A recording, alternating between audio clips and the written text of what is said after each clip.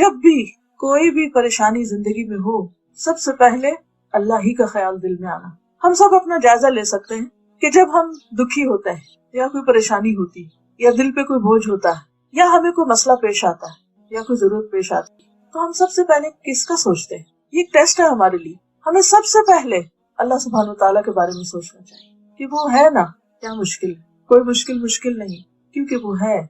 जब लोग सो जाते हैं वो उस वक्त भी जागता है, जब लोग भूल जाते हैं वो उस वक्त भी याद रखता है, जब लोग नाराज हो जाते हैं वो उस वक्त भी हमारी सुनता है। लेकिन शैतान जो हमेशा बंदों को अल्लाह के रास्ते से भटकाने के लिए सरगर्म अमल रहता है और वो हर रास्ते पर बैठा रहता है और आगे से भी आता है और पीछे से भी और दाएं से भी और बाएं से भी, तो वो हमेशा ये चाहता है कि बंदा अपने रब को भूल जाए।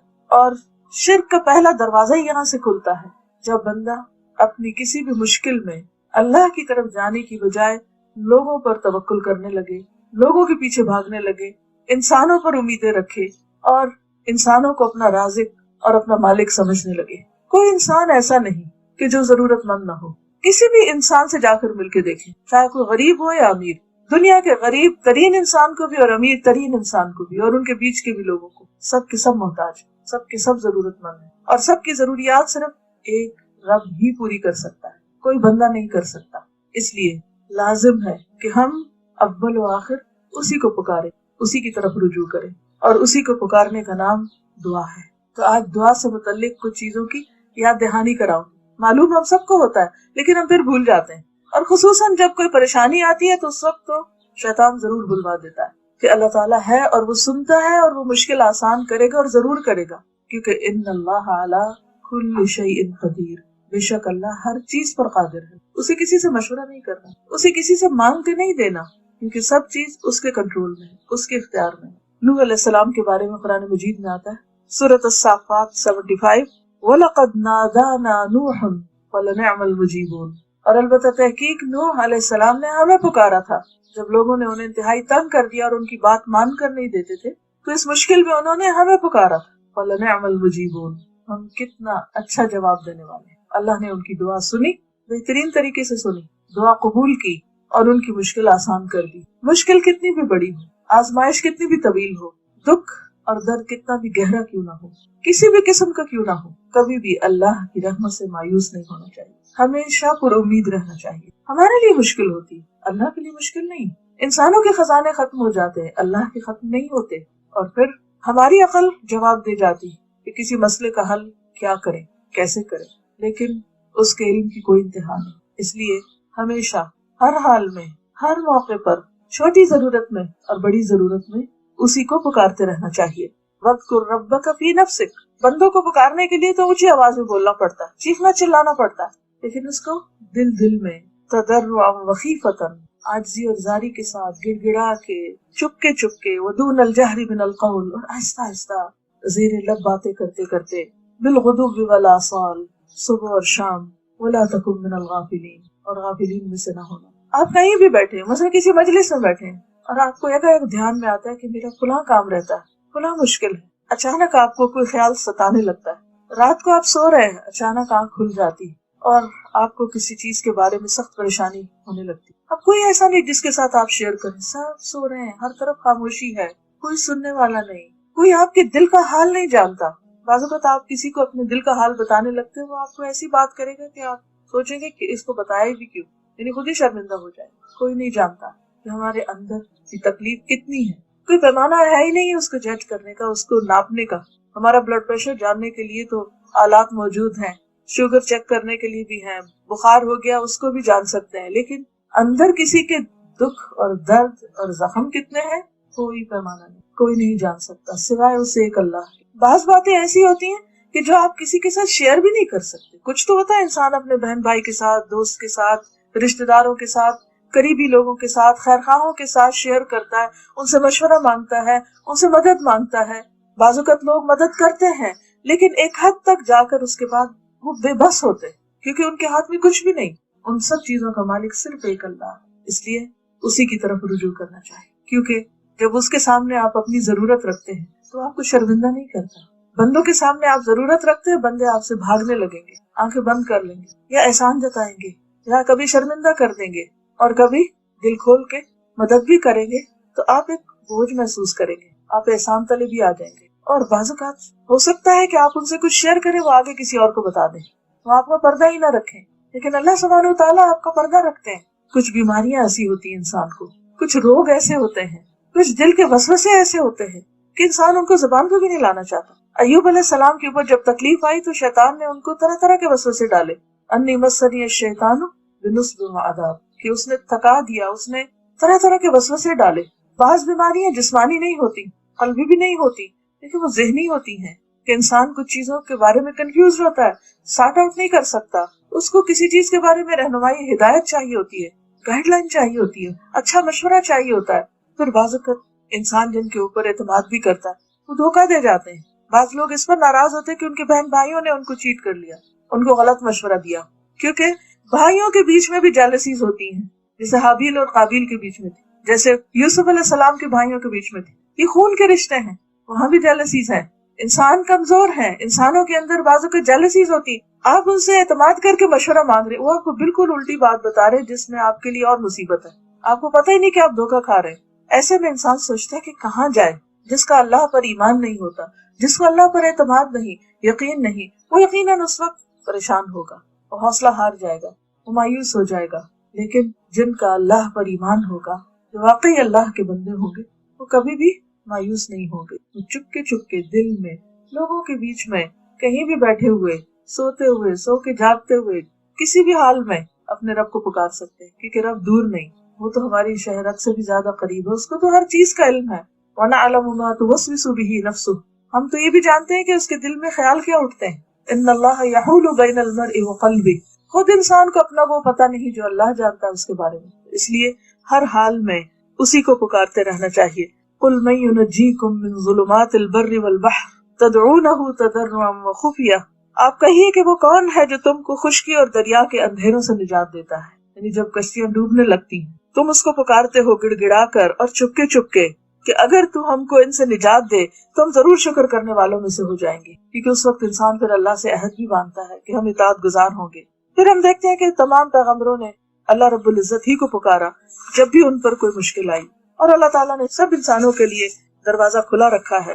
فرمایا وَإِذَا سَأَلَكَ عِبَادِي عَنِّي وَإِنِّي قَرِيبٌ أُجِيبُ دَعْوَةَ الدَّاعِ إِذَا دَعَانِ، جب میرے بندے آپ سے میرے بارے میں پوچھے کہ ہمارا رب کہاں ہے، وہ سنتا ہے یا نہیں، وہ مشکل حل کر سکتا ہے یا نہیں، تو ان کو بتا دیجئے کہ میں ان سے بہت ہی قریب ہوں، جب بھی کوئی پکارنے والا مجھے پکارتا ہے تو میں اس کی پکار سنتا ہوں۔ لہذا جب آپ دعا کریں تو اس وقت یہ یاد رکھیں کہ میری یہ دعا اس وقت میرا رب سن رہا، وہ سن رہا۔ کبھی غم کے مارے منہ سے بھی الفاظ نہیں نکلتے تو اس وقت سوچا کریں کہ اس وقت میرا رب میرے دل کا حال جانتا ہے، وہ میری پریشانی سے، میرے دکھ سے واقف ہے، جبکہ اور کوئی اندازہ نہیں کر سکتا کہ میں کس حال میں ہوں۔ کیونکہ جتنا زیادہ اس بات کا یقین ہوگا کہ رب سنتا ہے، اتنا زیادہ آپ کا دعا میں دل لگے گا، اتنا شوق سے آپ دعا کریں گے، اور جتنے شوق سے آپ دعا کریں گے اور جتنی توجہ سے آپ دعا کریں گے اتنی ہی زیادہ وہ قبولیت کا درجہ پائے گی۔ اور پھر اللہ تعالیٰ صرف سنتے نہیں، اجیب دعوت الداعی،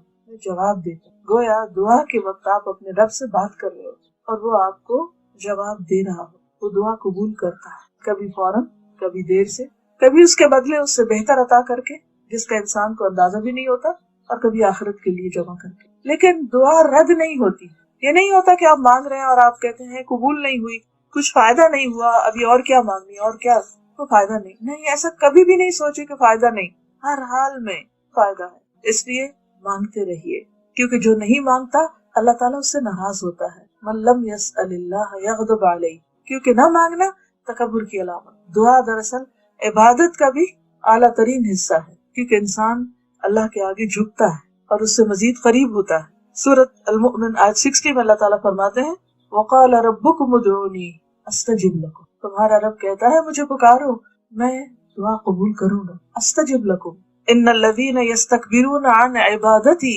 وہ لوگ جو میری عبادت سے تکبر کرتے ہیں، یعنی دعا نہیں مانگتے، یہاں عبادت سے مراد دعا ہے، سیدخلون جہنم داخرین، وہ ذلیل ہو کر جہنم میں داخل ہوں گے۔ کیونکہ شیطان یہاں سے اچکتا ہے، یعنی جو اللہ سے نہیں مانگتے، کیوں نہیں مانگتے؟ کہ ناراض ہے اللہ سے، ہماری نہیں سنی جاتی، فائدہ نہیں ہوا مانگنے کا۔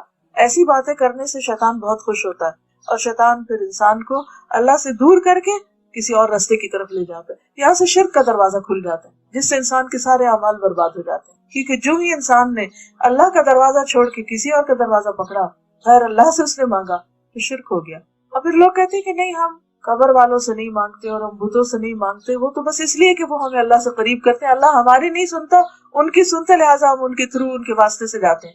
جبکہ اللہ سبحانہ وتعالیٰ فرماتے ہیں وقال ربکم ادعونی، ان کے پاس نہیں جاؤ، مجھے پکارو، استجب لکم، میں جواب دوں گا تم کو، مایوس نہ ہو. اور یہ ایک حقیقت ہے کہ دعا جو ہے وہ انسان کے لیے اجر کا باعث ہے. یعنی سراسر عبادت ہے، یعنی ہم مانگ اپنی ضرورت کی چیز رہے ہوتے ہیں اور اس کے لیے بھی اجر لکھا جا رہا ہوتا ہے. یعنی کتنے حیرت کی بات ہے. جو ملے گا وہ تو ملے گا، لیکن اگر فوراً نہیں مل رہا تو وہ نام اعمال میں عبادت کے طور پر لکھی چلی جا رہی. چاہے اپنی زبان میں مانگے، اردو میں مانگے، انگریزی میں مانگے، عربی میں مانگے، کسی زبان میں مانگے، قرآن کے الفاظ میں مانگے، حدیث کے الفاظ میں مانگے، یا اپنی زبان میں مانگے، کچھ بھی مانگیں گے وہ عبادت ہے. الدعاء والعبادہ، دعا ہی عبادت ہے. ایک اور حدیث میں آتا ہے کہ افضل العبادت الدعاء، عبادت میں سے افضل ترین عبادت دعا ہے. اور یہ بھی ہمیں پتہ چلتا ہے کہ دعا کی قبولیت کا اتنا یقین ہونا چاہیے کہ جیسے حدیث میں آتا ہے کہ دعا تقدیر کو بھی بدل دیتی. لا يرد القضاء الا الدعاء، قضاء کو دعا کے سوا کوئی چیز پھیر نہیں سکتی. ولا يزيد في العمر الا البر، اور عمر میں اضافہ نیکیوں سے ہوتا ہے. یعنی کوئی بھی احسان آپ کسی پہ کرتے ہیں تو آپ کی زندگی میں برکت ہو جاتی ہے. علماء نے اس کے دو معنی کیے. ایک تو یہ کہ لٹرلی آپ مثلا 5 سال جینے والے تھے تو 10 سال اللہ تعالیٰ کے حکم سے اس نیکی کی وجہ سے آپ کو اور موقع مل گیا دنیا میں جینے کا. اور دوسرا یہ معنی بھی کیا جاتا ہے کہ آپ جیے تو وہی 5 سال اور، لیکن ان 5 سالوں میں آپ نے وہ کام کیے جو کوئی 10 سال میں کرے. یعنی شارٹ پیریڈ آف ٹائم میں بھی آپ ایسی ایسی نیکیاں کر جاتے ہیں. اچھا، ہمارے نزدیک نیکیاں یا عبادت اور ان کی جو کوانٹٹی ہم بعض کو صرف نمبر سے کرتے ہیں، جبکہ اللہ کے ہاں صرف کسی چیز کے نمبرز نہیں کاؤنٹ ہوتے. یہ بھی ہوتا ہے کہ کسی کے پاس صرف ایک ہی نمبر ہو لیکن وہ اتنا زبردست ہو کہ وہ 1000 سے بھی بہتر ہے. مثال کے طور پر حدیث میں آتا ہے الدال علی الخیر کفاعلہ، نیکی کی راہ دکھانے والا ایسے ہی جیسے اس کو کر لینے والا. آپ نے کسی کو صرف راہ لگا دیا، کسی کو ایک کتاب دے دی، کسی کو کوئی راستہ بتا دی، کسی کو کسی درس میں بلا لیا، کسی کو کسی جگہ جوڑ دیا، کسی کو کوئی اچھی میل بھیج دی، کسی کو کسی اچھے لنک سے، صرف آپ نے راستہ بتایا، صرف ایک لفظ میں کسی کو ٹیکسٹ کر دیا، کسی کو فون پہ بتا دیا، کسی کو کسی ملاقات میں. ہم دن میں کتنے لوگوں سے ملتے ہیں، شادیوں پر، پارٹیوں میں، دعوتوں میں. ایک ایک اچھی بات بھی کسی کو بتا کے اس کو اگر ایک راستے پہ آپ لگا دیتے، اس کے بعد وہ جتنی دفعہ وہ کام کرتا ہے اور سارا اجر آپ کو ملتا چلا جاتا ہے. پھر اسی طرح اور بھی بہت سے مواقع اللہ سبحانہ وتعالیٰ نے رکھے. اچھا، اسی طرح یہ بھی آتا ہے کہ بعض اوقات انسان نیکیاں کرتا جاتا ہے لیکن اس سے اتنے درجے بلند نہیں ہوتے کہ کوئی آزمائش تکلیف آ جاتی ہے اور اس پر وہ صبر کرتا ہے اور اس تکلیف میں اللہ کی رضا پہ راضی رہتا ہے تو اس سے ایک دم اس کے درجے بڑھ جاتے ہیں. جیسے آپ نے دیکھا ہوگا کہ پودے ہیں تو بعض اوقات کچھ پودے ایسے ہوتے ہیں کہ وہ بہت آہستہ آہستہ گرو کرتے ہیں، پھر ایک سرٹن ایج پر آ کر ایک دم شوٹ کرتے ہیں. جیسے وہ بانس کا درخت ہے جو بیمبو کا، وہ پہلے چند سالوں میں صرف چند فیٹ 4-5 فیٹ تک بڑھتا ہے، پھر اچانک ایک دم 80 فیٹ تک جاتا ہے، بہت اونچا ہو جاتا ہے.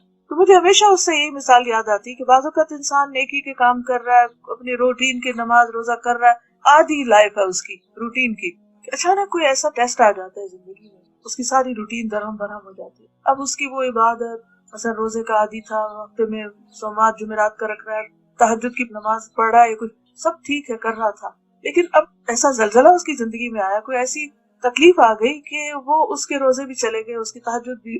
اب وہ پریشان ہے کہ میری نیکی کی تو روٹین ختم ہو گئی، چھوٹ گئی.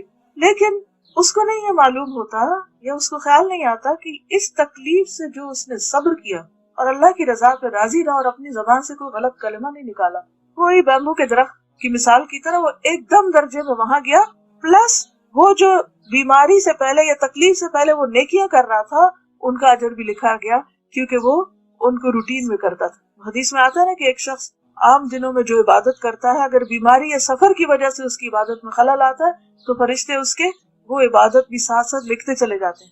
یعنی وہ اجر کا سلسلہ منقطع نہیں ہوتا، اگرچہ وقتی طور پر آپ کی وہ عبادت کا سلسلہ منقطع ہو جاتا ہے. اب اس میں کیا ہوتا ہے، تکلیف میں ایک تو صبر، اور دوسری کیا چیز درجے بلند کرتی، دعا. عام حالات میں ہم اتنی دعائیں نہیں کرتے، جب سب ٹھیک ہوتا ہے، ہم فزیکلی بھی فٹ ہوتے ہیں اور ہر چیز ہماری مرضی کے مطابق چل رہی ہوتی ہے تو ہم نماز پڑھتے ہیں، نماز پڑھ کے تو سوچتے کیا دعا مانگے، سب ٹھیک تو ہے، چلو کچھ اور کرو. لیکن جب ذرا بھی کوئی تکلیف آتی خود کو یا اپنے کسی پیارے کو، پھر ہم لمبی دعائیں مانگنے لگتے ہیں. اور یہ لمبی دعائیں کرنا اب اس کے درجوں میں ایک دم اضافے کا ذریعہ بن گیا، اوپر سے اوپر، اوپر سے اوپر ایک دم. اس لیے لازم ہے کسی حال میں بھی ہو اللہ کی رضا پہ راضی رہے، اللہ کی رضا پہ راضی کہ اللہ اگر تو نے مجھے امن اور سلامتی کے ساتھ نیکی کی توفیق دی ہے تو میں اس پر بھی راضی، اور اگر تو نے کسی آزمائش کے ذریعے مجھے صبر کی توفیق دی ہے تو میں اس پر بھی راضی. میں ہر حال میں تجھ سے راضی. کچھ دیا میں اس پر بھی شکر گزار، اور اگر دے کر واپس لے لیا میں اس پر بھی شکر گزار، اور اگر تو نے مجھے دیا ہی نہیں تو میں اس پر بھی شکر گزار. میں ہر حال میں شکر گزار. جب دل کی یہ کیفیت ہوتی ہے تو انسان واقعی اللہ کے مقرب بندوں میں شامل ہو جاتا ہے. اور آپ دیکھیے کہ ایوب علیہ السلام پر جب بہت اچھے حالات تھے، مال بھی تھا، اولاد بھی تھی، گھر بھی، تو وہ دین کی تبلیغ کرتے تھے تو ان کے جو مخالف تھے وہ کہنے لگے کہ آپ بھلا کیوں نہ اللہ کی عبادت کریں، اللہ نے آپ کو سب کچھ دے رکھا ہے. تو اللہ تعالیٰ نے ان کو آزما لیا، مال بھی چلا گیا، اولاد بھی چلی گئی، مویشی بھی مر گئے، ہر چیز ختم، حتیٰ کہ کچھ عرصے کے لیے بیوی بھی ایک طرف ہو گئی تو بالکل تنہا رہ گئے، اور ساتھ تکلیف بھی، بیماری بھی. تو اس وقت اللہ کو پکارتے اور کہتے ہیں کہ یا رب جب تو نے مجھے سب کچھ دیا تو جانتا ہے کہ میں اس وقت بھی اپنا نرم گرم بستر چھوڑ کر تیری عبادت کے لیے اٹھتا تھا، لیکن اب جب کہ تو نے سب کچھ لے لیا تو میرے لیے تیرے سوا کوئی باقی نہیں. اب اس وقت جو میں تیری عبادت کرتا ہوں اس میں جو لطف ہے وہ پہلے سے بھی کہیں زیادہ ہے، کیونکہ تکلیف میں بہرحال انسان اللہ کی طرف زیادہ مائل ہوتا ہے اور بہت دل سے، اور سارے غفلت کے پردے پھاڑے جاتے ہیں، حقیقی انسان سامنے آتا ہے. اللہ تعالیٰ ان پر اتنا راضی ہوا، ان کی بیماری بھی دور کر دی اور ان کو پہلے سے ہر چیز دگنی عطا کی، دنیا میں عطا کی. بات کیا تھی کہ صبر اور اللہ کی عبادت میں اور خشوع اور دعا. اور دعا بھی آپ دیکھیں کتنی خوبصورت کرتے ہیں، انی مسنی الضر وانت ارحم الراحمین. صرف رحمت کو پکارتے رہے کہ تیری رحمت جوش میں آ گئی تو سب کچھ آسان ہو جائے گا. اس لیے انسان جس حال میں بھی ہو، عام حالات میں بھی پکارے اور تکلیف میں بھی، لیکن کبھی بھی اللہ سے ناراض نہ ہو، اور یہ یاد رکھے کہ دعا قدر کو پھیر سکے. حضرت عمر جیسے دعا مانگتے تھے کہ اللہ اگر تو نے ہمیں اشقیاء میں سے لکھ رکھا ہے تو تو ہمیں سعداء میں لکھ لے، اگر ہمارے انجام میں دوزخ لکھی ہے تو تو ہمارے لیے جنت لکھ دے. تو کر سکتا ہر چیز، بیدک الخیر انک علی کل شیء قدیر. ہم تیری رحمت کے محتاج. تو یہ اصل میں کیا ہے؟ دعا ایک ایسا ڈائریکٹ کنیکشن ہے اللہ رب العزت کے ساتھ، اتنا قرب کا رشتہ ہے جو کسی اور عبادت میں نہیں ہوتا. ایک سرگوشیاں ہے، ایک مناجات ہے، ون آن ون بیس پر ایک ایسا تعلق ہے کہ جو نہایت پر لطف ہے. آپ دیکھیے کہ آپ انسانوں سے یہ توقع رکھتے ہیں نا کہ وہ آپ کی دل کی بات سمجھ لیں، وہ آپ کے اشارے کو سمجھ لیں، وہ آپ کی ضروریات کو خود ہی سمجھ لیں. اور جو لوگ سمجھ جاتے ہیں ان سے آپ کو ایک دم محبت ہوتی ہے کہ اچھا اتنا کیئرنگ کہ زبان سے کہنا ہی نہیں پڑا اور اس کو خود ہی سمجھ میں آ گئی. تو یہ کون کرتا ہے؟ جو آپ کے بہت قریبی ہوتے ہیں، ماں باپ ہوتے ہیں، دوست ہوتے ہیں، یا جو لوگ واقعی انسانوں کے قدردان ہوتے ہیں، ان کے اندر اللہ نے یہ خوبی ڈالی ہوتی. لیکن ان سب سے بڑھ کر پھر اللہ رب العزت ہماری ہر چیز کو سمجھ. یہ کیفیت جو ہے اور یہ احساس جو ہے اور یہ یقین جو ہے اللہ جانتا ہے، اللہ نوز، وہ میرے دل کو دیکھ رہا ہے، وہ محسوس کرتا ہے، اس کو سب پتا ہے، مجھے اس کی رحمت چاہیے. یا حی یا قیوم برحمتک. کتنی خوبصورت دعا اللہ کے اسماء الحسنی کے ساتھ. اور اس میں بھی کیا کیا گیا؟ رحمت کو پکارا گیا. جیسے زکریا علیہ السلام نے کہا تھا کہ لم اکن بدعائک رب شقیا. ضروری نہیں ہوتا کہ انسان کوئی لفظ بول کر ہی مانگے. بعض اوقات دل ایسا غم میں گھٹا ہوا ہوتا ہے کہ یہ بھی سمجھ نہیں آتا کہیں کیا، کیسے مانگے. انسانوں سے جب کچھ مانگنا ہوتا ہے آپ کو تو کتنی دفعہ سوچتے تھے کیا الفاظ استعمال کریں، کیسے اپروچ کریں، کیا کہیں، کیا بتائیں، کہیں اوفینڈ نہ ہو جائیں، کہیں ناراض نہ ہو جائیں، کہیں ہم سے دور نہ ہو جائیں، کہیں مس انڈرسٹینڈنگ نہ ہو جائے. کتنا کچھ سوچتے ہیں کیونکہ یہ سارے ایکسپیرینس ہم کرتے رہتے ہیں. ہماری نیت میں کچھ ایسا نہیں ہوتا، دوسرا کچھ سے کچھ سمجھ لیتا ہے. ہم کچھ کہہ رہے تھے وہ کچھ اور کہہ رہا ہوتا ہے. لیکن اللہ تعالیٰ کے ہاں ایسا کچھ بھی نہیں، نہ کوئی مس انڈرسٹینڈنگ ہے اور نہ ہی کسی قسم کی کوئی ناراضگی ہے. آپ صرف سوچ رہے ہو، صرف اندر ہی اندر اس کو یاد کر رہے ہو اور وہ سب سمجھ آؤ. آپ چپکے چپکے کو، آپ سسکیاں لے کے پکارتے، آپ سرگوشیاں کرتے، آپ آواز کے ساتھ پکارتے ہیں، بغیر آواز کے پکارتے، دل ہی دل میں پکارتے. کسی کو پتا بھی نہیں ہوتا اور آپ اپنے رب سے کنیکٹڈ ہوتے ہیں. کتنا پیار آتا ہے نا اس پہ کہ سب سمجھتا ہے، اس کو کوئی مس انڈرسٹینڈنگ نہیں. ہم ایک قدم جائیں وہ 10 قدم ہماری طرف آتے. صبر کرے تو بے حساب اجر دیتا. انما یوفی الصابرون اجرهم بغیر حساب. اگر اس نے ہمارے لیے کچھ لکھا ہے تو اس کو مٹا بھی سکتا ہے، تو تقدیر بھی بدل دے گا، سب ٹھیک ہو جائے. لیکن شیطان یہ یقین نہیں آنے دیتا. یہ یقین واپس لانے کی ضرورت ہے. معلوم ہم کو ہوتا ہے اللہ دعا سنتا ہے، لیکن یقین سے ہم نہیں سوچتے. ایک اور حدیث میں آتا ہے من فتح له في الدعاء منكم فتحت له ابواب الجنہ، تم میں سے جس شخص کے لیے دعا کا دروازہ کھولا گیا، یعنی جس کو دعا کی توفیق ہو گئی، اس کے لیے گویا جنت کے دروازے کھول دیے گئے. اور جو بھی اللہ سے مانگا جاتا ہے اللہ کے نزدیک ان میں سب سے زیادہ پسندیدہ چیز عافیت، کہ انسان اپنے لیے عافیت مانگتا ہے، کیونکہ بعض اوقات آزمائشیں انسان کے دین کے لیے اور خطرناک ہو جاتی ہیں. ایک اور حدیث میں آتا ہے کہ ان الدعاء ينفع مما نزل ومما لم ينزل فعليكم عباد اللہ بالدعاء. دعا ان مصیبتوں میں بھی فائدہ دیتی ہے جو اتر چکی، اور ان میں بھی جو ابھی اتری نہیں واپس چلی جاتی. مشکل آ رہی ہوتی ہے اور ادھر سے دعا جاری ہوتی ہے، وہ دونوں آپس میں جھگڑتے ہیں، تو دعا اگر پاورفل ہو تو وہ واپس چلی جاتی. اس لیے اے اللہ کے بندو دعا کرتے رہا کرو، سب کچھ ہو بھی، خاص اطمینان ہو تو بھی، لیکن دعا میں سب سے زیادہ چیز جو اہم ہے وہ اخلاص ہے. خالصتاً اللہ کے لیے، وادعوہ مخلصین لہ الدین، اسے پکارو دین کو اسی کے لیے خالص کرتے ہوئے. یعنی اگر چاہتے ہو کہ عبادت قبول ہو، دعا قبول ہو، تو ریاکاری سے پاک ہو، اور جو کچھ بھی کرو اسی کی رضا کے لیے کرو. اور جب انسان خالص ہو کے اس کو پکارتا ہے اور قریب سے پکارتا ہے اور پورے شعور کے ساتھ پکارتا ہے تو سنی جاتی ہے. لیکن اللہ تعالیٰ غافل دل کی دعا نہیں سنتا. ہمارا دھیان کہیں ہو اور ہم زبان سے کچھ الفاظ بس ادا کر رہے ہیں. بعض اوقات ہم قرآنی یا مسنون دعائیں پڑھتے ہیں تو ان کو بس ایک تلاوت کی طرح پڑھ لیتے ہیں، ایک راگ کی طرح پڑھ لیتے ہیں، لیکن اس کے اندر روح نہیں ہوتی. تو یہ بہت اہم چیز ہے کہ انسان اللہ سے قریب ہو کے مانگے، خالص ہو کے مانگے، قبولیت کے یقین کے ساتھ مانگے. اور یہ نہیں کہنا چاہیے کہ اللہ اگر تو چاہے تو قبول کر لے، نہیں چاہے تو نہ کرے، چاہے تو یہ دے دے چاہے تو وہ دے دے. نہیں، اللہ تعالیٰ ہمیں چوائس دیتا ہے، کیا پسند ہے تم کو، جو پسند ہے وہ مانگو، کیونکہ اللہ کے یہاں کسی چیز کی کمی نہیں. تو بہترین سے بہترین مانگو، وہ دے گا. سنن ترمذی کی روایت ہے ادعوا اللہ وانتم موقنون بالاجابہ، اللہ سے مانگو اجابت یعنی قبولیت کا یقین رکھتے ہوئے. جیسے کسی کے بارے میں آتا نا کہ جب وہ صلاۃ الاستسقاء کے لیے نکلے تو چھتری لے کے نکلے. انہوں نے کہا کہ چھتری کس لیے؟ کہا کہ اللہ سے دعا کرنے جا رہے ہیں، بارش ضرور ہوگی تو امبریلا ساتھ ہے. آخر ہمیں یہ یقین کیوں نہیں آتا کہ وہ کر سکتا ہے، اس کے لیے کچھ بھی مشکل نہیں، اس کو تو کن کہنا ہے اور بادلوں کو حکم دینا ادھر چلے جاؤ، ہو جائے گا. پھر اسی طرح حدیث میں آتا ہے جب تم میں سے کوئی دعا کرے تو اسے چاہیے کہ پکے یقین کے ساتھ دعا کرے، اور اس طرح ہرگز نہ کہے کہ اے اللہ اگر تو چاہتا ہے تو مجھے عطا کر دے. بات دراصل یہ کہ اللہ کی ذات کو کوئی مجبور کرنے والا نہیں ہے. پھر اسی طرح خشوع و خضوع، دعا کے وقت رو کر مانگا جائے تو وہ اللہ کو اور بھی زیادہ پسند. اگر رونا نہ آ رہا ہو تو رونے کی کوشش کی جائے، مسکین ہو کر، عاجز ہو کر، کیونکہ ایک بندگی کی علامت ہے. حدیث میں آتا ہے کہ نبی صلی اللہ علیہ وسلم نے ابراہیم علیہ السلام کے متعلق اللہ تعالیٰ کے قول کہ انہوں نے کہا تھا کہ رب انہن اضللن کثیرا من الناس فمن تبعنی فانہ منی، اور عیسیٰ علیہ السلام کے قول ان تعذبہم فانہم عبادک وان تغفر لہم فانک انت العزیز الحکیم، جب یہ تلاوت کی تو اپنے دونوں ہاتھ اٹھا کر دعا فرمانے لگی، اے اللہ میری امت میری امت، اور یہ کہتے ہوئے رو دیے. ابراہیم علیہ السلام نے کیا کہا تھا کہ جو میری پیروی کرے وہ مجھ سے ہے، اور عیسیٰ علیہ السلام نے کہا کہ اگر تو ان کو عذاب دے تو تیرے بندے ہیں، معاف کر دے تو تیرے بندے ہیں. لیکن حضور صلی اللہ علیہ وسلم نے کیا دعا کی کہ یا رب میری امت میری امت. یہ نہیں کہا کہ جو میری پیروی کرے صرف اس کو بخش، بلکہ کیا کہا کہ تو سب کو بخش. تو اللہ تعالیٰ نے حالانکہ وہ سب کچھ جانتا ہے، جبریل علیہ السلام سے کہا کہ محمد صلی اللہ علیہ وسلم کے پاس جائیے اور ان سے رونے کا سبب دریافت کیجیے. حالانکہ اللہ تعالیٰ کو خود پتا کہ نبی صلی اللہ علیہ وسلم کیوں روئے، لیکن پھر فرشتے کو بھیجا کہ پوچھو. جبریل حاضر ہوئے تو آپ نے انہیں رونے کا سبب بتایا، حالانکہ اللہ تعالیٰ کو سب پتا ہے. تو اللہ تعالیٰ نے جبریل علیہ السلام سے کہا کہ آپ جائیے اور انہیں ہماری طرف سے بشارت دیجیے کہ ہم آپ کی امت کے بارے میں آپ کو راضی کر دیں گے، پریشان نہیں کریں گے. یعنی آپ جو اپنی امت کے بارے میں چاہتے ہیں آپ کو خوش کر دیں گے. لیکن کیا وجہ تھی؟ آپ ایک تڑپ کر مانگ رہے تھے اور دوسرا رو کر مانگ رہے تھے. یعنی دل کی تڑپ اور آنکھوں کے آنسو یہ دعا کی قبولیت میں اضافے کا ذریعہ بنتا ہے. پھر دعا میں تکرار اور اصرار، اللہ تعالیٰ تو کر دے، اور بار بار. یعنی کہے گا اچھا میں نے وہ صبح مانگ لی تھی، نہیں، پھر مانگیے پھر مانگیے پھر مانگیے.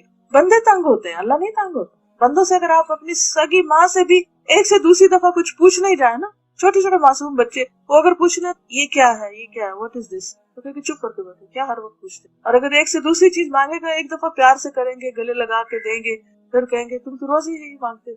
ماں جیسی ہستی بھی بچے کے بار بار مانگنے سے تنگ آ گئے. لیکن اللہ تعالیٰ کا وہ اور زیادہ محبت کرتے ہیں کہ اور مانگو اور مانگو، اس لیے اصرار کرنا چاہیے. پھر اسی طرح ہاتھ اٹھا کے بھی مانگنا چاہیے. بندوں کے آگے ہاتھ پھیلانا ناپسندیدہ ہے، لیکن اللہ کے آگے ہاتھ پھیلانا پسندیدہ ہے. حدیث میں آتا ہے کہ تمہارا رب بڑا حیا کرنے والا اور سخی ہے، جب بندہ اس کے حضور ہاتھ اٹھاتا ہے تو خالی لوٹاتے ہوئے اسے شرم آتی. پھر اسی طرح حمد و ثنا کرنی چاہیے. اللہ تعالیٰ کی تعریف کرنی چاہیے، تسبیح پڑھنی چاہیے، کوئی بھی ذکر، اور اسی طرح پہ درود شریف پڑھنا چاہیے، کیونکہ جس دعا کے اول اور آخر میں درود شریف پڑھا جائے تو دعا قبول ہوتی، کیونکہ درود شریف کے ساتھ 10 رحمتیں آتی۔ عبداللہ بن مسعود کہتے ہیں کہ میں نماز پڑھ رہا تھا اور نبی اکرم صلی اللہ علیہ وسلم کے ساتھ ابو بکر اور عمر بھی تشریف فرما تھے۔ میں دعا کے لیے بیٹھا تو پہلے حمد و ثنا کی، پھر درود بھیجا، پھر اپنے لیے دعا کی۔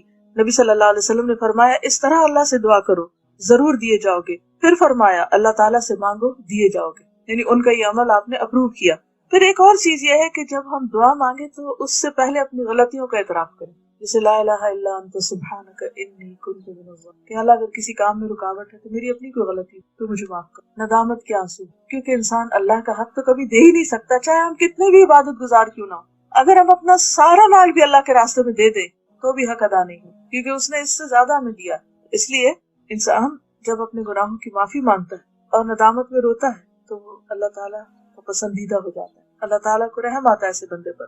حدیث میں آتا ہے کہ بے شک اللہ تعالیٰ بندے کی اس بات کو پسند کرتا ہے جب وہ کہتا ہے کہ لا الہ الا انت انی قد ظلمت نفسی فاغفر لی ذنوبی انہ لا یغفر الذنوب الا انت۔ جب یہ دعا کرتا ہے انسان، جس کا معنی ہے کہ لا الہ الا انت، تیرے سوا کوئی الہ نہیں، یقیناً میں نے اپنی جان پہ ظلم کیا، تو میرے گناہوں کو بخش دے، تیرے سوا کوئی گناہ معاف نہیں کر سکتا۔ تو یہ سن کر اللہ تعالیٰ خوشی سے فرماتا ہے کہ میرے بندے نے یہ جان لیا ہے کہ اس کا رب ہے جو معاف بھی کرتا ہے اور سزا بھی دیتا ہے۔ تو اللہ تعالیٰ اس بات پر خوش ہو جاتے ہیں کہ میرا بندہ میرے پاس آیا ہے اپنے غلطیوں کو دھونے کے لیے۔ تو اس کے بعد پھر اللہ تعالیٰ جب خوش ہوتے ہیں تو انسان اس سے مانگے تو اس میں قبولیت کے زیادہ چانسز ہوتے ہیں۔ اور ایک اور روایت میں آتا ہے کہ غفرت لعبدی، میں نے اپنے بندے کو بخش دیا، معاف کر دیا، کیونکہ گناہ انسان کے رزق میں بھی رکاوٹ بنتے ہیں، گناہ انسان کی دعاؤں کی قبولیت میں بھی رکاوٹ بنتے ہیں۔ اس لیے انسان کو اپنے گناہوں کو دور کرنے کے لیے، ان کو ہٹانے کے لیے پہلے کام کرنا چاہیے۔ اسی طرح سب سے پہلے اپنے لیے مانگنا چاہیے، پھر والدین کے لیے، قریبی لوگوں کے لیے، پھر سب کے لیے۔ ربنا اغفر لی ولوالدی وللمؤمنین یوم یقوم الحساب۔ نبی صلی اللہ علیہ وسلم جب کسی کا ذکر کرتے تو اس کے لیے دعا کرتے، اور دعا کی ابتدا اپنے سے کرتے۔ اس میں ایک فائدہ یہ بھی ہے کہ انسان جب کسی کے لیے دعا کرتا ہے اور اس سے پہلے اپنے لیے مانگتا ہے تو اس کا مطلب ہے وہ وہی چیز اپنے لیے مانگ رہا ہے جو اس کے حق میں بہتر ہے، تو دوسرے کے لیے بھی وہ مانگ رہا ہے جس کو وہ اپنے لیے پسند کرتا ہے، کیونکہ ایمان کا تقاضا یہی ہے کہ ہم دوسرے کے لیے وہ پسند کریں جو ہم اپنے لیے کرتے ہیں۔ تو دعا میں بھی یہی اصول ہے۔ پھر یہ ہے کہ ضروری نہیں کہ بہت لمبی دعا کی جائے، ٹھیک ہے کبھی کبھی انسان لمبی بھی کر سکتا ہے، لیکن اگر دعا میں چند مختصر الفاظ بھی ہوں مگر کوالٹی اس کی اچھی تو وہ زیادہ بہتر ہے، جیسے لا الہ الا انت سبحانک انی، اور ساتھ انسان روئے اور اللہ کو پکار کے اٹھ جائے، اتنا بھی کافی ہو جائے۔ کیونکہ بعض اوقات ہم سمجھتے ہیں کہ ابھی وقت نہیں، پھر ٹھہر کے دعا کریں گے، جب سب کام ہو جائیں گے، بائی دا ٹائم ہم تھک چکے ہوتے ہیں، پھر ہمت ہی نہیں رہتی، کوالٹی نہیں ہے۔ جب دل میں آئے، بس آپ کچن میں کام کر رہے ہیں کھڑے، آپ کو کوئی سوچ آتی، کوئی خیال آتے، کوئی پریشانی کی لہر آتی، ویٹ نہ کریں گے اچھا زور کی نماز پڑھیں گے تو پھر دعا مانگیں گے، ادھر ہی کھڑے ہو کے رو کے اللہ سے مانگیں۔ بعض اوقات انسان کے پاس شارٹیسٹ ٹائم ہوتا ہے۔ یونس علیہ السلام نے مچھلی کے پیٹ میں کتنا مانگا، معلوم نہیں اس وقت ان کا حال کیا ہوگا، سانس بھی آ رہا ہوگا کہ نہیں، اتنے اندھیرے میں اور ایسی بند جگہ کے اوپر، لیکن اس وقت انہوں نے چھوٹے سے الفاظ میں اللہ تعالیٰ کو پکارا اور اللہ نے ان کی اتنی بڑی پریشانی دور کر، پھر وہ اتنے اندھیروں میں چلے گئے تھے، باہر نکل آئے۔ انبلیویبل، اگر قرآن میں یہ نہ لکھا تو یقین ہی نہ آئے، لیکن کوئی 1,00,000 دفعہ انہوں نے نہیں پڑھا۔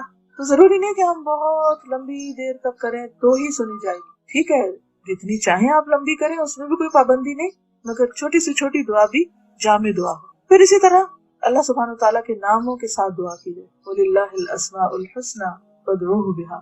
تو بعض دعاؤں میں تو آلریڈی اللہ کے نام موجود ہیں، لیکن اگر آپ کسی بھی خاص نام کے ساتھ اللہ کو پکارنا چاہیں جو آپ کا محبوب نام ہو، جس نام کے ساتھ آپ اللہ کی محبت محسوس کریں، ہم عام طور پر یا اللہ، یا رب یہ تو کہتے ہیں، یا ربنا تو کہتے ہیں، یا اللہم کہتے ہیں، لیکن یا حی یا قیوم یا کوئی بھی اور نام، وَلِلَّهِ الْأَسْمَاءُ الْحُسْنَى، اس میں صرف چند ناموں کی بات نہیں، فَادْعُوهُ بِهَا، جس کے ساتھ چاہیں اللہ کو پکاریں۔ پھر اسی طرح یہ ہے کہ قبلہ رخ ہوئے بغیر بھی دعا کر سکتے ہیں، لیکن اگر قبلہ رخ ہو جائے تو اور بھی اچھا ہے۔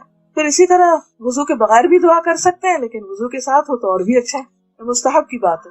پھر ایک اور چیز یہ ہے کہ انسان کا کھانا پینا حلال کا ہو، حرام کھانے کے ساتھ دعاؤں کی قبولیت میں رکاوٹ آتی ہے۔ سفر میں دعائیں قبول ہوتی ہیں، لیکن جس کا کھانا پینا اوڑھنا حرام کا ہو اس کی دعا قبول نہیں ہوتی۔ پھر جلد بازی نہ ہو، مایوسی نہ ہو، تصنع نہ ہو دعا میں، ایسی لفاظی نہ ہو کہ کوئی پوئم کی شکل میں آپ پڑھ رہے ہیں یا گا گا کے یا ایک راگ کی طرح، وہ چیز نہ ہو۔ سب سے بہتر یہ کہ اخلاص اور خشوع ہو۔ پھر کوشش کریں کہ کسی کے لیے بد دعا نہ ہو، چاہے وہ کوئی کتنا ہی تنگ کرے، کیونکہ ہو سکتا ہے کہ کوئی شخص بد دعا کرے کسی کے لیے اور اس کو پہنچنے کی بجائے وہ اسی پہ پلٹ آئے جس نے بد دعا کی، کیونکہ ہر انسان کی حقیقت تو اللہ ہی کو پتا ہے۔ ایک شخص بظاہر ہماری نظر میں بہت خراب ہو سکتا ہے، ہمیں نہیں معلوم اس کا اللہ سے کیا تعلق ہے، وہ چھپ کر کون سی نیکیاں کر رہا ہے جو ہمیں معلوم ہی نہیں۔ ہم تو لوگوں کی صرف ظاہریت کو جانتے ہیں، اس لیے ججمنٹل نہیں ہونا چاہیے، سرفیس ویلیو پہ لوگوں کے ساتھ معاملہ کرنا۔ تو اس صورت میں انسان جب تک کوئی کفر کی حالت پر مرے نہیں تو بد دعا نہیں کرنی یا لعن طعن نہیں کرنی چاہیے، کیونکہ لعنت بھی پھر پلٹ آتی ہے لعنت کرنے والے پر۔ پھر قبولیت کے کچھ خاص اوقات جو ہیں، جیسے رات کا آخری حصہ ہے، سحری کا وقت، وبالاسحار هم یستغفرون۔ ایک حدیث میں آتا ہے کہ اس وقت اللہ سبحانہ وتعالیٰ رات کے آخری تہائی حصے میں آسمان دنیا پر اترتے ہیں اور فرماتے ہیں کہ کون ہے جو مجھ سے مانگے تو میں اس کی دعا قبول کروں۔ خود اللہ تعالیٰ پکارتے ہیں بندوں کو، کون ہے جو مجھ سے مانگتا ہے تو میں اس کو دوں، کون ہے جو مجھ سے گناہوں کی معافی چاہتا ہے تو میں اس کو بخش دوں۔ یعنی خاص طور پر اس وقت بخشش کا وقت ہوتا ہے۔ نبی صلی اللہ علیہ وسلم نے فرمایا رات کے آخری حصے میں رب اپنے بندے کے بہت قریب ہوتا ہے، لہٰذا اگر اس وقت اللہ کو یاد کرنے والوں کے صف میں شامل ہو سکو تو ہو جاؤ، یعنی زمین پر اور جہاں جہاں جو لوگ پکار رہے ہوتے ہیں تم بھی ان میں شامل ہو جاؤ۔ پھر رمضان میں روزے کی حالت میں دعا قبول ہوتی ہے۔ حدیث میں آتا ہے کہ اللہ تعالیٰ ہر دن رات میں لوگوں کو جہنم سے آزاد کرتے ہیں رمضان میں، اور ہر دن رات میں ہر مسلمان کے لیے ایک دعا ایسی ہے جسے قبولیت سے نوازا جاتا ہے، یعنی رمضان کے مہینے کا خاص تحفہ۔ تو لیلۃ القدر کی دعا، عرفہ کے دن جو حاجی ہوتے ہیں ان کی دعا، آذان اور اقامت کے بیچ کی دعا۔ بہت سے لوگ اس وقت سے غافل ہوتے ہیں، اس وقت کی دعا رد نہیں کی جاتی، یعنی آذان کا جواب دے کر دعائیں کرنا حتیٰ کہ اقامت ہو جائے۔ پھر سجدے میں انسان سب سے زیادہ قریب ہوتا ہے۔ پھر فرض نماز کے بعد کی دعا، جمعہ کے دن خاص گھڑی کی دعا، کفار سے جنگ کرتے وقت کی دعا، پھر مصیبت کے وقت کی دعا، انا للہ و انا الیہ راجعون، اللہم اجرنی فی مصیبتی واخلف لی خیرا منہا۔ یعنی دکھی انسان کے دل سے جو دعا اٹھتی ہے وہ بھی قبولیت کا درجہ پاتی ہے۔ زمزم پیتے وقت کی دعا، بارش کے اترتے وقت دعا، قرآن مجید پڑھنے کے بعد کی دعا، مرغ کی آواز سننے پر۔ ایک دن کسی سے ملاقات ہوئی تو وہ کافی برہم تھی کہ وہ ان کے ہمسائے جو ہیں وہ انہوں نے مرغی رکھے ہوئے اور وہ بہت شور مچاتے تھے۔ اب ایک ہم اس پہ پریشان رہ سکتے اور دوسرا ہم خوش ہو سکتے ہیں کہ اس وقت دعا قبول ہوتی ہے۔ تو جب مرغا بولے ست فوراً دعا شروع، وہ ہمیں سمجھے کہ ریمائنڈر دے رہا ہے، تو پریشانی کی بجائے انسان خوش ہونے لگے۔ سچویشن وہی ہے لیکن ایٹیٹیوڈ بدل جائے گا ہمارا کہ وہ ریمائنڈر۔ یہ صحیح بخاری کی روایت ہے، جب تم مرغ کے بولنے کی آواز سنو تو اللہ تعالیٰ سے اس کے فضل کا سوال کرو، کیونکہ وہ اس وقت فرشتہ دیکھتا ہے، اور جب تم گدھے کے ہینگنے کی آواز سنو تو اللہ تعالیٰ کی پناہ مانگو، کیونکہ وہ شیطان دیکھتا ہے۔ دونوں سچویشن۔ پھر اسی طرح مریض کی جب آپ عیادت کریں تو اس وقت 70,000 فرشتے انسان کے لیے دعا کرتے ہیں۔ ہم بعض اوقات لوگوں سے کہتے رہتے ہیں آپ ہمارے لیے دعا کریں، دعاؤں میں یاد رکھیں، لیکن کچھ کام ایسے ہیں کہ اگر آپ وہ کریں تو اللہ تعالیٰ آپ کے لیے فرشتہ مقرر کر دے گا جو آپ کے لیے دعائیں کریں گے۔ جس دن آپ پریشان ہوں، دکھی ہوں، تو کسی مریض کی عیادت کے لیے چلے جائیں۔ ایک تو اس کی تکلیف دیکھ کے آپ کو اپنی تکلیف بھول جائے گی، اپنی کم ہونے لگے گی، اور دوسرا یہ کہ فرشتے آپ کے لیے دعائیں شروع۔ پھر اسی طرح جو شخص اللہ کے راستے میں مجاہد ہوتا ہے، حج یا عمرہ کرتا ہے، جو فی سبیل اللہ نکلتا ہے، اس کی دعا قبول ہوتی ہے، جس سے مسافر بھی ہوتا ہے۔ پھر اسی طرح جو مظلوم ہوتا ہے، جس پہ کوئی ظلم کرے، پھر والد جو اپنی اولاد کے لیے دعا کرے، باپ کی دعا بچوں کے حق میں، پھر اسی طرح اولاد جو اپنے والدین کے حق میں دعائیں کرتے ہیں۔ مرنے کے بعد سارے اعمال ختم ہو جاتے ہیں سوائے 3 چیزوں کے، اس میں نمبر 1 ہے ولد صالح یدعو لہ، نیک اولاد جو اپنے والدین کے لیے دعا کرتی ہے، اور صدقہ جاریہ مال میں سے اور علم میں سے جس سے لوگ فائدہ اٹھائیں۔ پھر کسی کی غیر موجودگی میں اس کے لیے دعا کرنا، کسی کو دکھی دیکھا اس کے لیے بیٹھ کے دعا کریں، کسی کو بیمار دیکھا اس کے لیے دعا کریں، کسی نے آپ سے اپنی کسی پریشانی کا ذکر کیا، اب آپ اپنے لیے دعا کریں، اس کے لیے بھی کریں۔ آپ چاہتے ہیں آپ کے بچوں کو ہدایت ملے، آپ دوسرے کو بچے کی ہدایت کی دعا کریں۔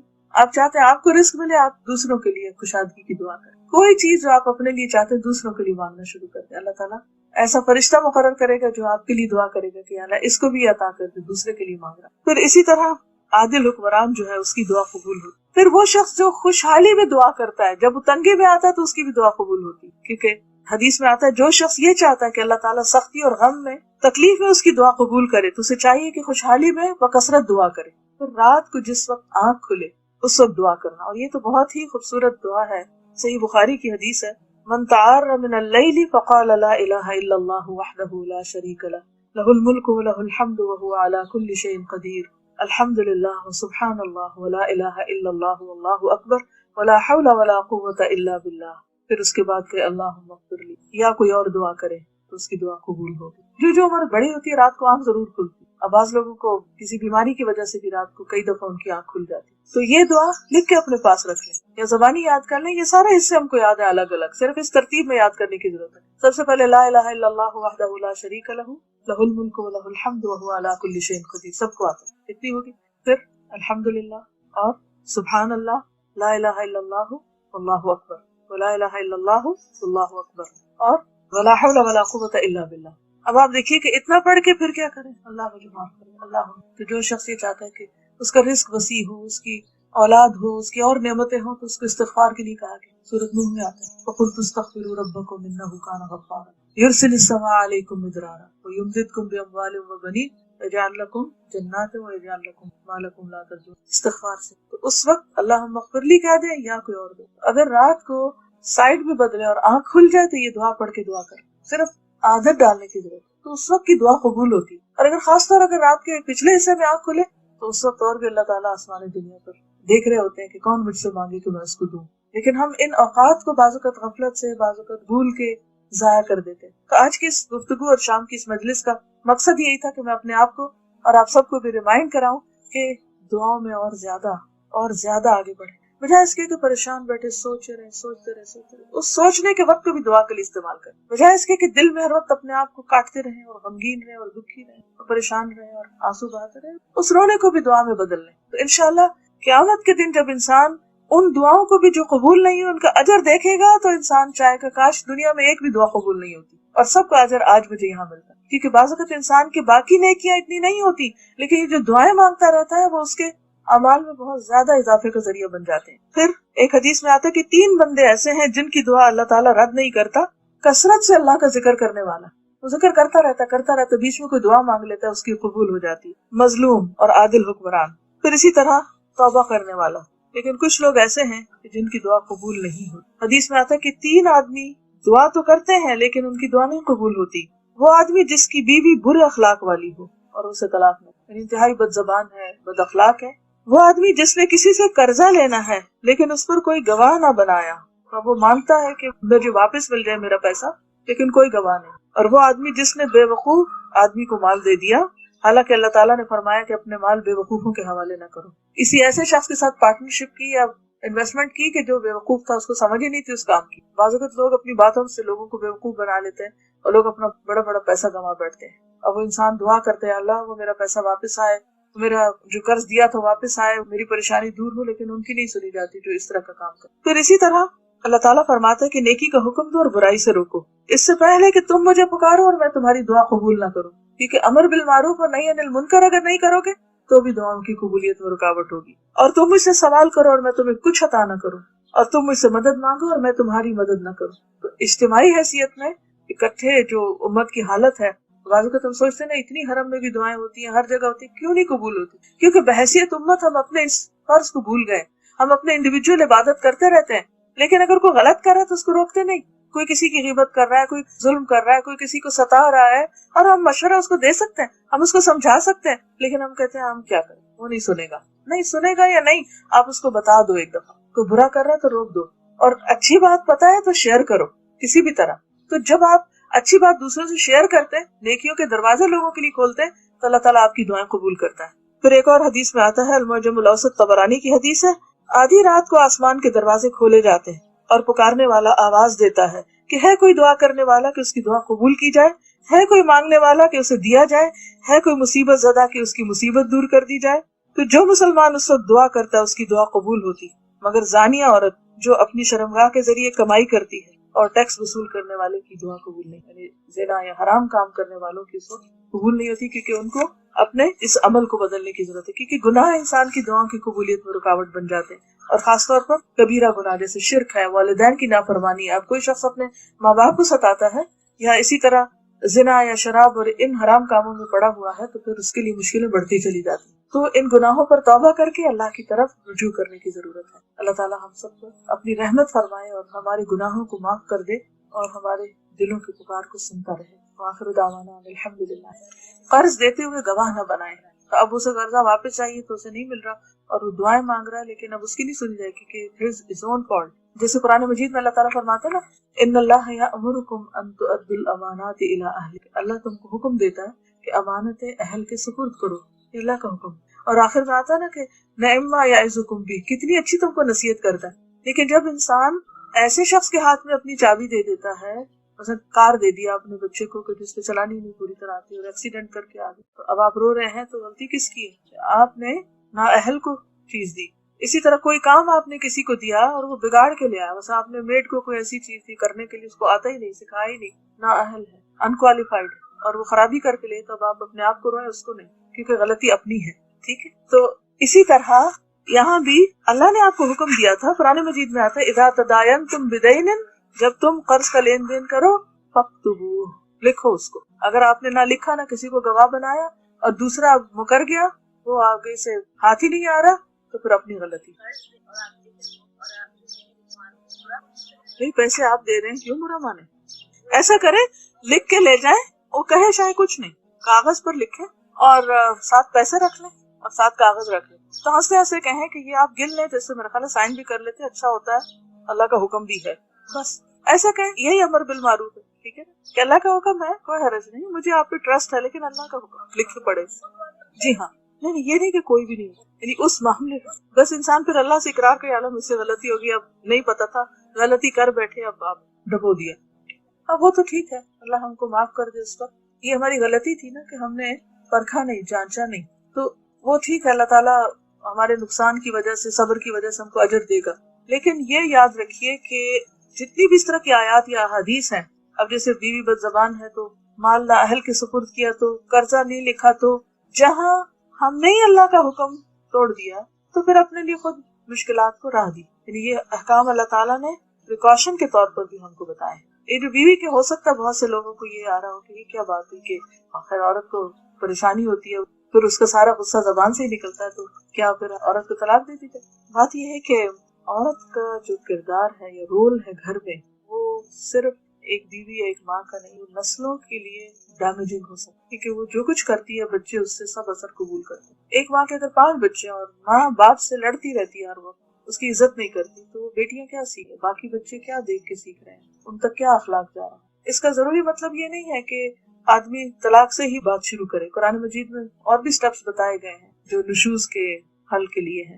اس میں ایک طرف تو مرد کو اس کا فرض پہچاننے کے لیے کہا گیا، دوسری طرف عورت کو بھی انڈائریکٹ وارننگ ہے کہ دیکھو بدتمیزی اور بد اخلاقی تمہارا حق نہیں ہے، تم بہت سے حقوق سے مزید محروم ہو جاؤ گے اگر تم نے ایسا کیا. ایک شخص آیا حضرت عمر کے پاس اپنے بچے کی شکایت لے کر، بیٹے کو بھی ساتھ لایا، کیا امیر المومنین یہ میرا بیٹا بہت بدتمیز ہے، یہ میری بات نہیں سنتا. حضرت عمر نے اس کو ڈانٹا بچے کو کہ کیوں نہیں تم باپ کی بات سنتے؟ تو اس نے کہا کہ کیا بچے کا بھی باپ پر کوئی حق ہے؟ تو انہوں نے کہا کہ ہاں بالکل ہے. کیا ہے؟ کہا کہ وہ اس کے لیے نیک ماں کا انتخاب کرے، اس کا نام اچھا رکھے اور اس کو قرآن کی تعلیم. تو بچہ بولا کہ میرے باپ نے مجوسی لونڈی سے شادی کی، نام میرا جال رکھا ہے جس کا مطلب ہوتا ہے سیاہ، بدفام، بدصورت، اور قرآن کی تعلیم تو اس نے دی نہیں کبھی مجھے. اب جب اس نے اپنے فرض نہیں پورے کیے تو مجھ سے کس بات کی توقع؟ تو باپ اپنی اولاد کو سب سے بہترین چیز جو دے سکتا ہے وہ کیا ہے کہ شادی کے وقت صرف اپنی خواہشات اور جذبات کو نہ دیکھے بلکہ نیک عورت سے شادی، کیونکہ گھر کا ماحول بھی اچھا ہوگا، پھر اولاد بھی نیک ہوگی اور پھر وہ بھی اطاعت گزار اور فرمانبردار ہوگی، کیونکہ ماں ان کو ادب اور اخلاق سکھائے گی. اور نام اچھا رکھنا اس لیے ضروری ہے کہ انسان ہر وقت نام سے پکارتا ہے. بعض لوگ بچوں کو ان کے نام اچھے رکھنے کے باوجود بھی غلط قسم کے نک نیم سے پکارتے رہتے، شیطان کہہ کے پکارتے ہیں، کبھی کچھ کہتے ہیں، یہ بڑے شیطان بچے ہیں. یعنی ہر دوسری ماں کو دیکھا ہے کہ وہ بچوں کی شرارتوں کو شیطانیاں کہہ رہی ہے. بچے معصوم، یعنی الفاظ کا چناؤ بھی ہمارا اچھا ہونا چاہیے. پھر اسی طرح یہ ہے کہ قرآن کی تعلیم لازم ہے کہ ہم اپنے بچوں، ہم ہر طرح کی تعلیم کے لیے فکر کرتے ہیں اور محنت کرتے ہیں، لیکن اللہ کی کتاب کی طرف ان کو نہیں لاتے. اس لیے اگر ہمیں بچوں سے کوئی شکایت ہو تو پہلے خود کو دیکھیں ہم نے کیا کیا، اور اس کے لیے پھر حل کیا، واپس اپنے گناہوں کا اعتراف، اپنی اصلاح، اچھے رول ماڈل بن کے پھر بچوں کی اصلاح. جی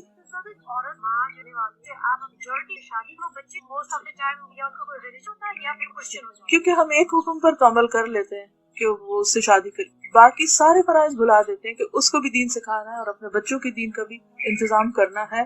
کیونکہ دین کے صرف ایک حکم پر یا ایک رخصت پر عمل کر کے سب کچھ ٹھیک نہیں ہوتا. دوسرے ایک حضرت عمر نے تو روک دیا تھا نا پھر کہ اگر حالات ایسے ہوں کہ مسلمان نسل بگڑنے کا اندیشہ ہو تو اس اجازت یا رخصت کے اوپر بین بھی لگایا جا سکتا ہے. بعض اوقات ماں باپ لگا سکتے ہیں، بعض اوقات کوئی اور لگا سکتا ہے. اصل میں قرآن مجید میں اللہ تعالیٰ فرماتے ہیں یا ایھا الذین آمنوا قوا انفسکم واہلیکم نارا. تو کیا اس میں پھر اہل میں اگر وہ بیوی آ گئی تو اس کو آگ سے نہیں بچانا، اس کو ویسے ہی چھوڑ دینا؟ وہ صرف ایک رخصت ہے، کیونکہ اس میں اس کے اسلام لانے کے چانسز بہت ہیں. اور آپ دیکھیں کہ میجورٹی کنورژن کس کے تھرو ہوئی؟ عورتوں کی ہوئی، اور وہ شادی کی وجہ سے. تو اگر یہ دروازہ بند کر دیا جاتا تو بہت سے لوگ جو ان کے لیے اسلام کا دروازہ بند ہو، وہاں ایک اور مسئلہ ہے. لیکن دین کو ایز اے ہول نہیں، صرف ایک پارٹ کو نہیں، ایک جز کو نہیں. آج اس طرح سے بتایا دیکھیے، بتانے کے لیے پہلے تو خیر خواہی بہت ضروری ہے، اور ہمیں ہر مسلمان کی خیر خواہی کا حکم دیا گیا ہے. الدین والنصیحہ، تو ہر ایک سے خیر خواہی. جب آپ کسی کو دیکھتے ہیں کہ وہ جا رہا ہے کسی ہلاکت کے گڑھے میں، تو کیا آپ اس کو روکیں گے نہیں؟ کوئی شخص غلط کر رہا ہے، کیا آپ اس کو پکڑیں گے؟ دنیا میں اگر کوئی کسی ڈچ میں جانے والا ہو تو ہم کھینچ کے بھی پکڑیں، چیخ کے بھی پکڑیں. ہم یہ نہیں سوچیں گے برا مان رہا ہے. جہنم کا گڑھا اس سے بڑا ہے. جب اس طرف کوئی جا رہا تو ہمیں کیوں نہیں دکھائی دیتا؟ جب اینڈ اس کا نظر آئے گا نا ہم کو کہ وہ کہاں پہنچنے والا ہے، تو ہم چیخ اٹھیں، یا اللہ ایسے کیسے چھوڑ دوں؟ نہیں چھوڑ سکتے ان کو. ایسے پیار سے مانے، ڈانٹ کے مانے، کچھ بھی کریں، ان کو روکنا ہے. پھر انشاءاللہ اللہ تعالیٰ رسے بھی سکھا دے گا اور آسان بھی کر دے گا. اور کوئی کام کرنے سے آتا ہے، کرتے کرتے تجربہ ہو جاتا ہے، کیونکہ ہم نے کبھی کیا نہیں ہوتا، تو اس لیے شروع میں غلطیاں بہت ہوتی ہیں، پھر سیکھ جاتا ہے انسان. لیکن یہ سوچنا ضروری ہے کہ یہ کرنا لازم ہے. نہیں، بیماری ہے تو علاج کرانا بھی لازم ہے، اور شفا کی دعا بھی کرنی چاہیے. یہ نہیں کہنا چاہیے کہ کیا پتا بیماری اچھی تو اس لیے رہے نا.